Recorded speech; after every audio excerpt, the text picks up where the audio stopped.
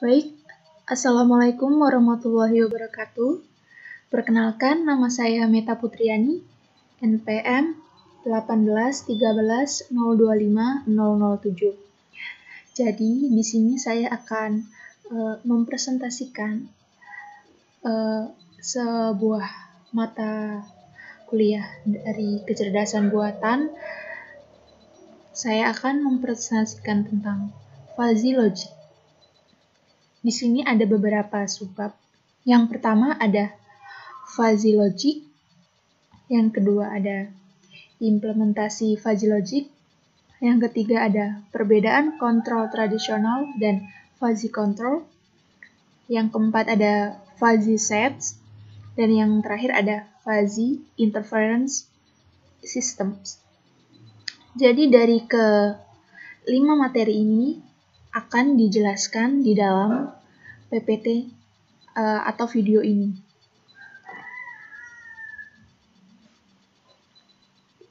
Baik, yang pertama yaitu fuzzy logic. Di sini saya akan menjelaskan tentang pengertiannya terlebih dahulu. Yang pertama yaitu fuzzy logic adalah suatu cabang ilmu artificial intelligence, yaitu suatu pengetahuan yang membuat komputer dapat menirukan kecerdasan manusia.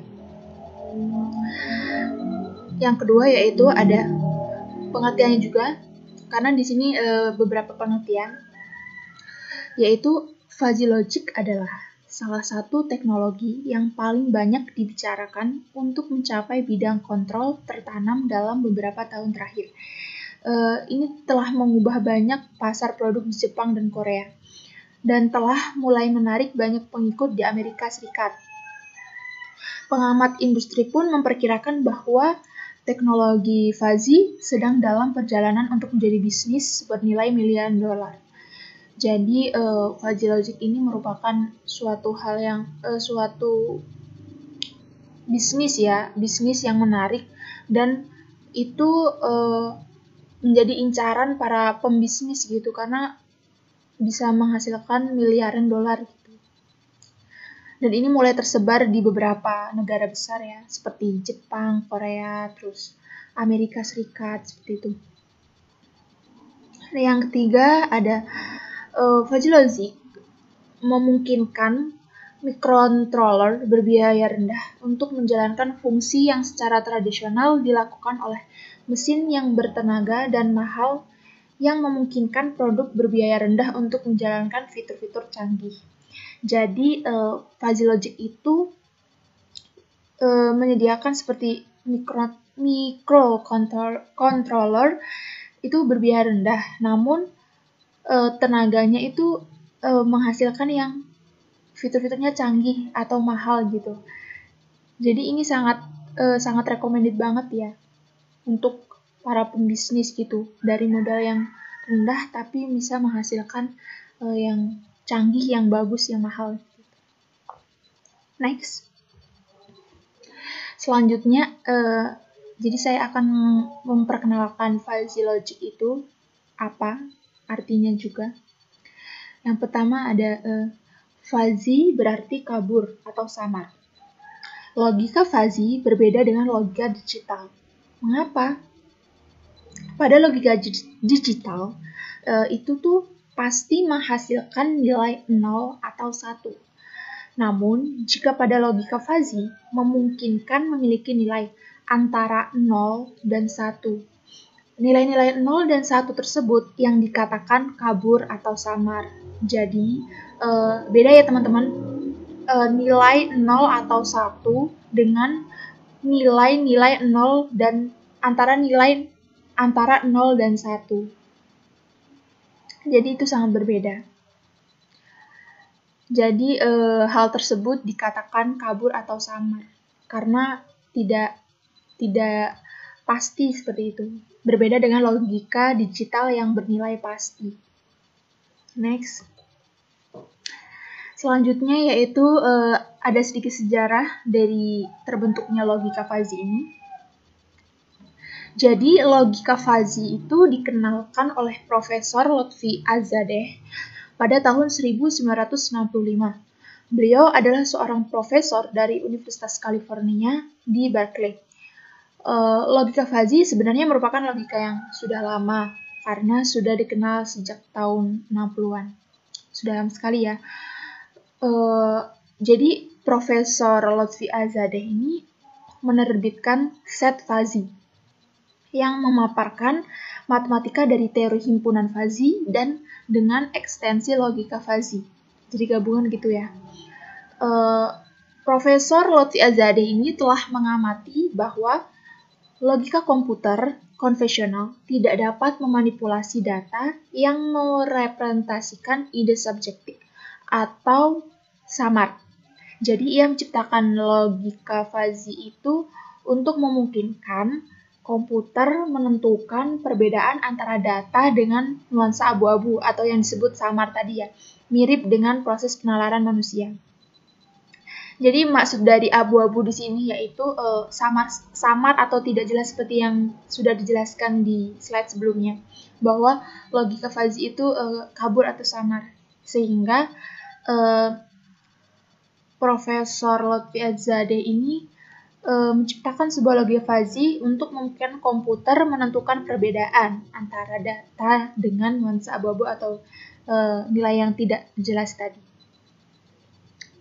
Dan hal tersebut yang yang dikatakan sebagai penalaran manusia atau kecerdasan buatan. Lanjut, di sini ada fungsi logika fuzzy. Jadi di sini terlihat jelas bahwa ada panah ya, ini mesin manusia mesin. Itu tandanya tuh fuzzy itu sebagai jembatan. Jadi fungsi dari logika fuzzy tersebut yaitu untuk menjembatani atau penghubung antara bahasa mesin yang presisi dengan bahasa manusia yang menekankan pada makna signifikan.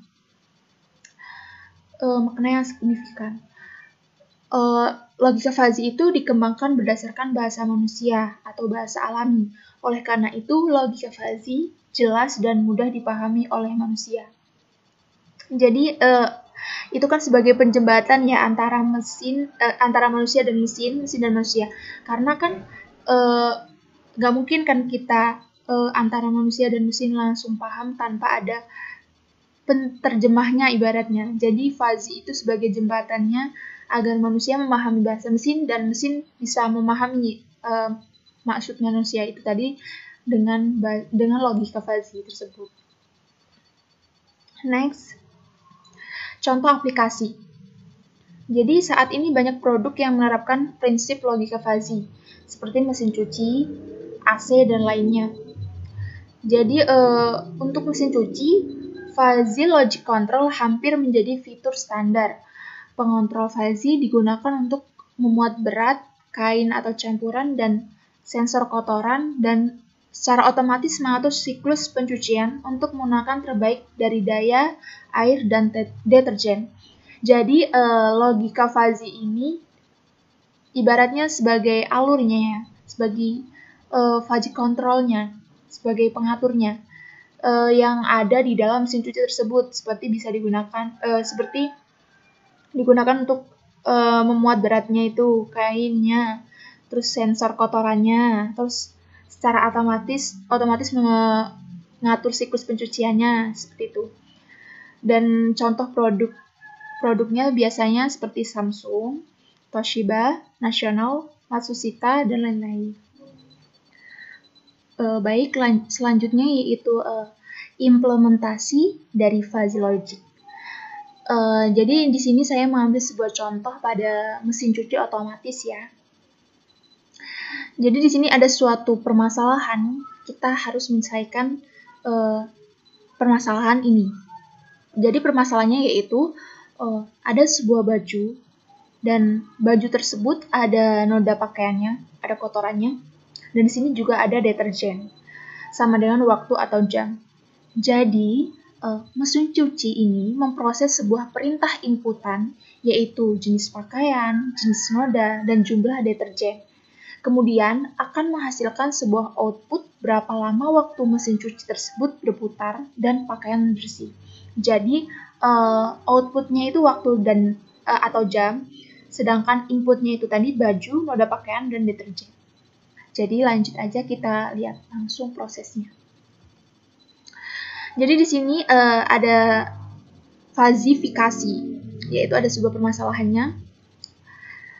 Iqbal datang ke sebuah laundry dengan membawa pakaian, jaket, dan celana jeans. Pakaian tersebut dibawa ke laundry karena terkena lumpur saat ada genangan air di jalan. Jadi permasalahannya di sini yaitu jenis pakaiannya Iqbal itu jaket dan celana jeans. Kemudian kotorannya atau nodanya itu yaitu lumpur. Sehingga pertanyaan seperti ini. Berapa lama waktu putaran mesin cuci otomatis dengan pakaian jaket dan celana jeans yang terkena lumpur saat ada genangan air di jalan? Langsung aja kita lihat. Jadi di sini seperti yang saya bilang tadi, bahwasanya kita sudah menentukan variabel inputnya. Seperti ini. Yang pertama yaitu jenis pakaian. Tipis, contoh jenis pakaian yang tipis yaitu kaos, boxer, dan daster. Sedang, kemeja, tebal, jaket, dan pakaian jeans. Dan bahan pakaian jeans. Yang selanjutnya yaitu jenis noda. Jenis nodanya itu ada yang tidak kotor, contohnya seperti debu dan lumpur. Yang kotor seperti saus dan kecap. Sangat kotor seperti spidol dan ballpoint. Dan jumlah deterjennya yaitu sedikit 0-2 sendok, sedang 2-5 sendok, banyak 5-8 sendok. Lanjut. Ini adalah variabel outputnya. Variabel outputnya yaitu kan jam atau waktu. Lama waktu putarannya seperti sebentar itu sekitar 0-10 menit. Jika sedang 10-15 menit, lama 15-25 menit. Sehingga menghasilkan output baju yang bersih. Next. Jadi, pakaian yang dibawa oleh Iqbal tersebut yaitu jaket dan celana jeans, termasuk jenis pakaian yang tebal dan noda lumpur termasuk jenis noda yang tidak kotor. Lanjut. Defusifikasi. Jadi, mesin cuci akan berputar selama 15-25 menit dengan jenis pakaian jaket dan celana jeans. Jenis nodanya lumpur dan jumlah deterjennya sebanyak 2-5 sendok. Kemudian baru mengeluarkan output yaitu baju Iqbal menjadi bersih.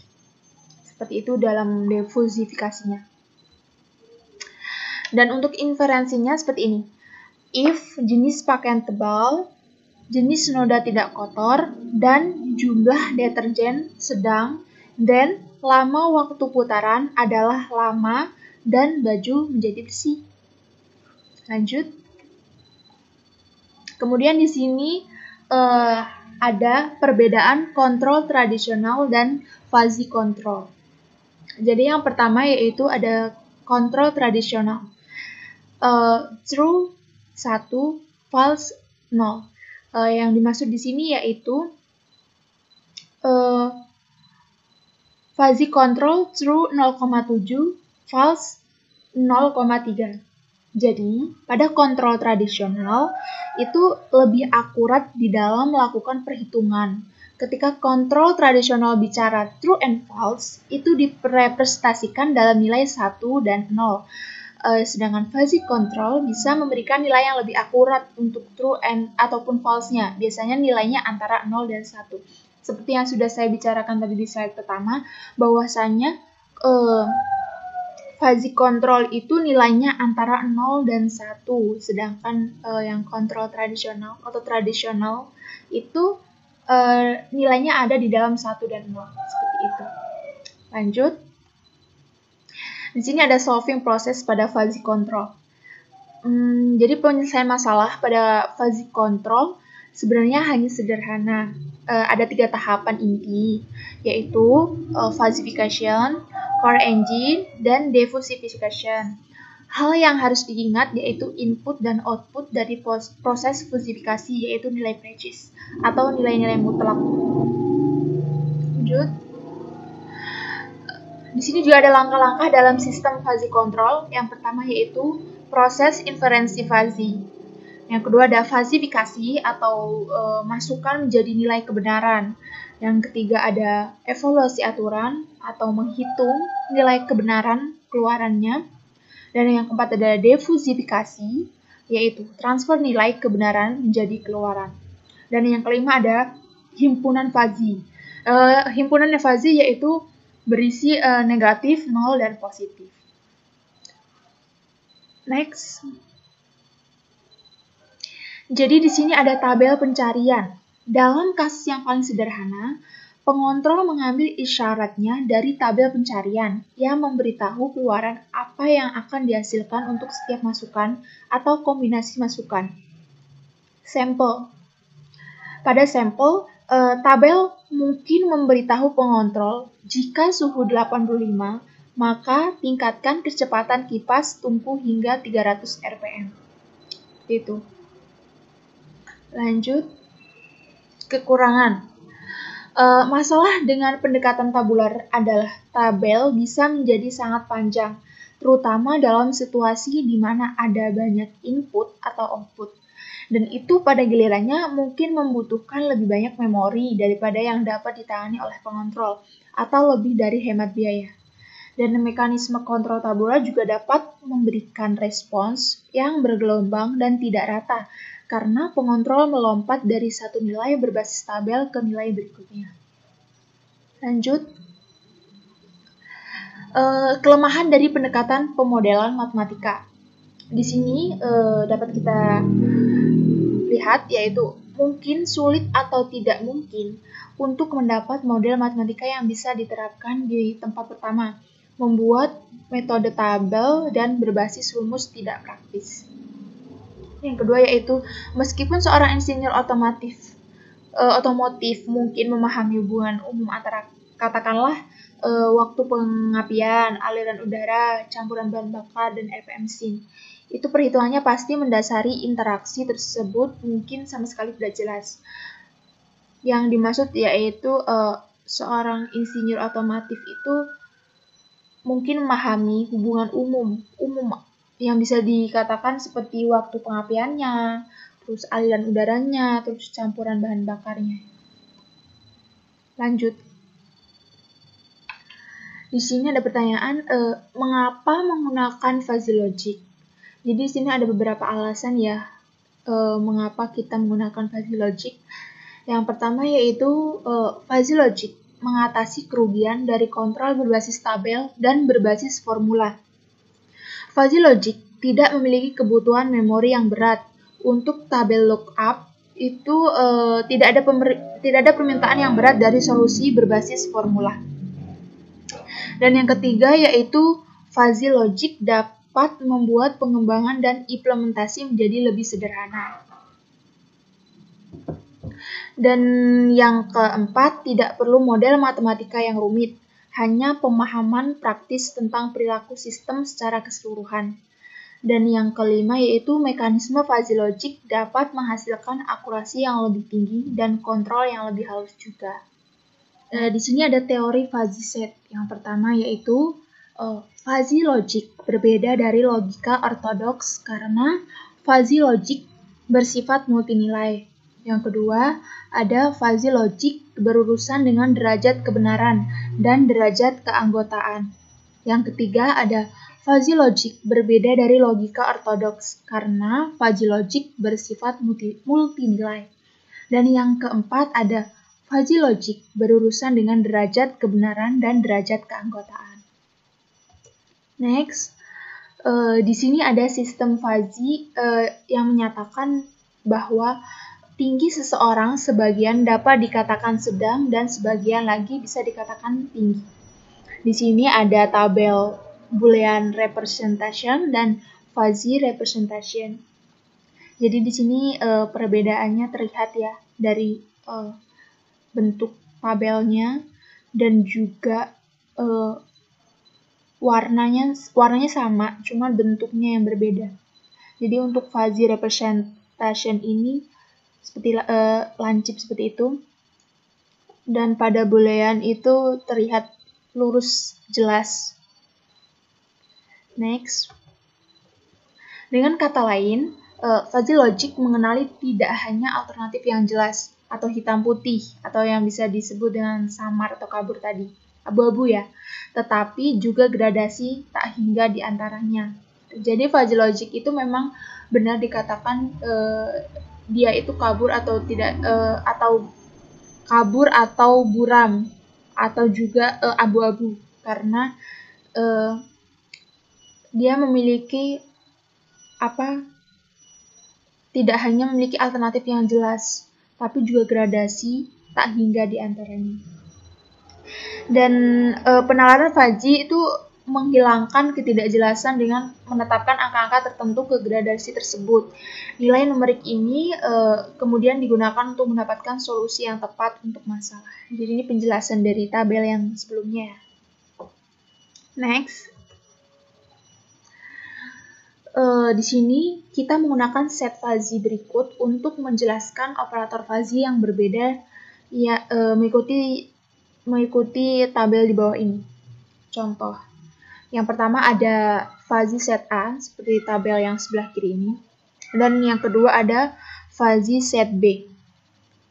Di sini perbedaannya yaitu antara jarak ya, ini 5 ke 8 dan ini hanya 4 saja. X-nya, untuk X-nya.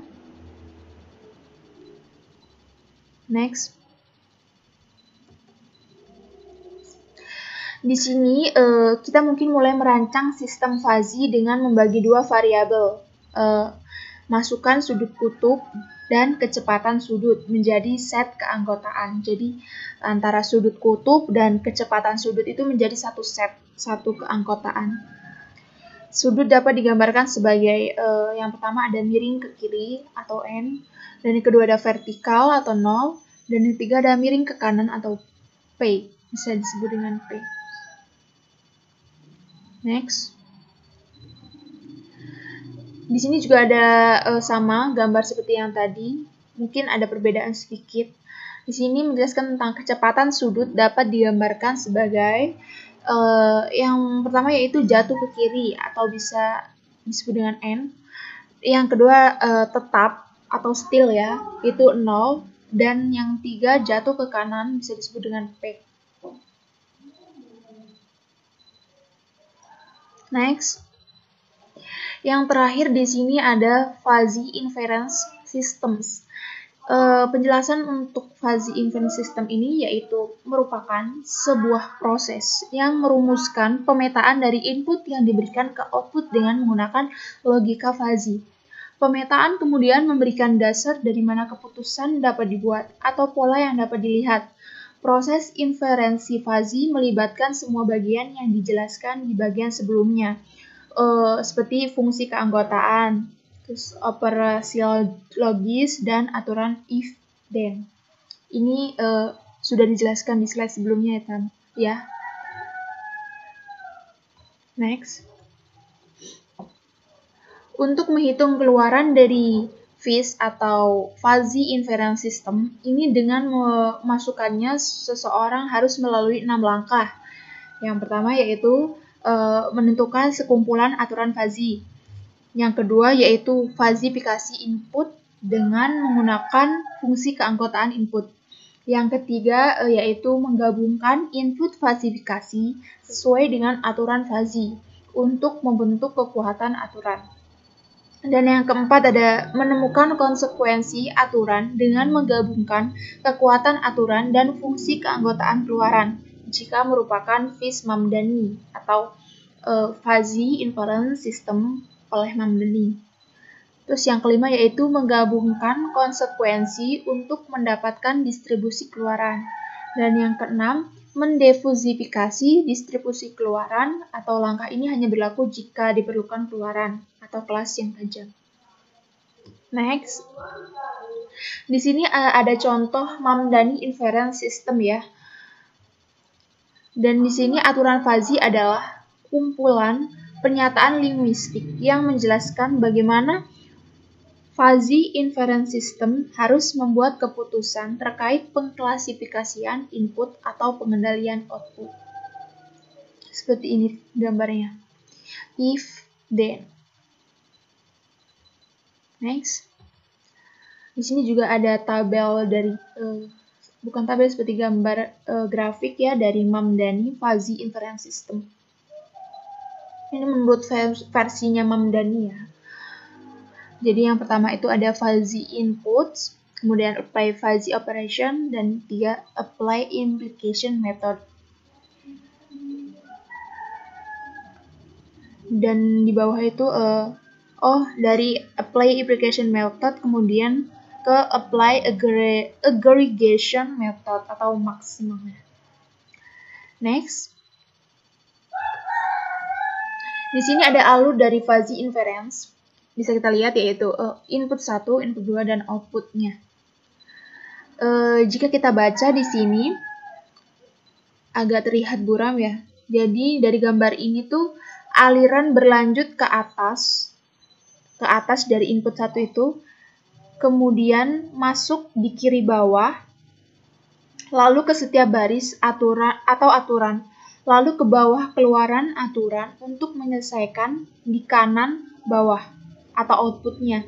Alur ringkas ini menunjukkan semuanya sekaligus dari fusifikasi variabel linguistik hingga defusifikasi keluaran agregat.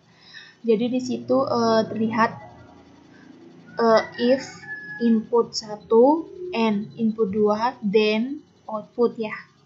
Alurnya seperti itu dari fuzzy inference. Next.